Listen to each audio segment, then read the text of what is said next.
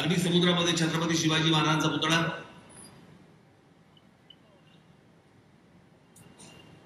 या गोष्टीला साधारणपणे हे सरकार म्हणजे काँग्रेसचं सरकार ज्या वेळेला होतं त्यावेळेला तो आला होता विषय. त्यावेळेला एकमेव राज ठाकरे होता ज्यांनी सांगितलं होतं समुद्रामध्ये महाराजांचा पुतळा बांधू नका, त्याच्याऐवजी महाराजांचे जे गड किल्ले आहे ते दुरुस्त करा, ती खरी स्मारक आहे. पुतळे खूप आहेत.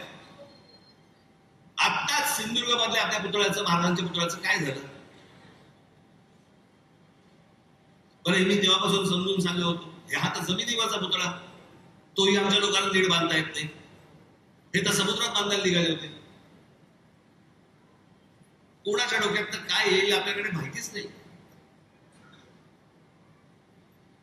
छत्रपती शिवाजी महाराजांचा अश्वारूढ पुतळा हा स्टॅच्यू ऑफ लिबर्टी पेक्षा 2 इंच उंच असेल असा कोणातरी वळवळला.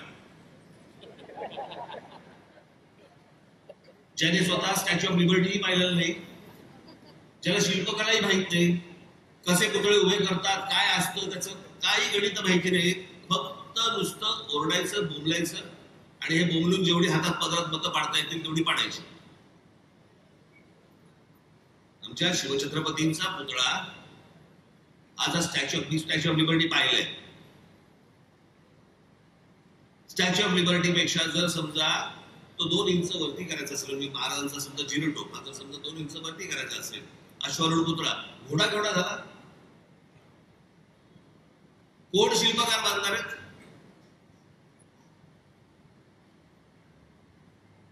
आणि ती जर जमीन समजा तुम्हाला समुद्रात बांधायचा असेल तो पुतळा, तर त्याच्यासाठी ती जमीन, ज्याला आपण रेक्लेम करणं म्हणतो ना, पण भराव टाकणं,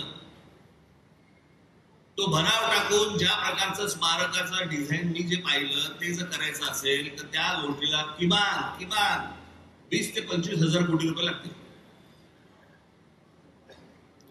त्या 20 ते 25 हजार कोटी रुपयांमध्ये महाराजांचे जेवढे गड किल्ले आहेत ते किती चांगले होऊ शकतात मला जरा सांगा. भविष्यातल्या आपल्या येणाऱ्या पिढ्यांना आपण पुतळे दाखवायचे आहेत का महाराजांचा इतिहास दाखवायचा आहे? पण आम्हाला देणं घेणंच नाही ना त्या गोष्टींची.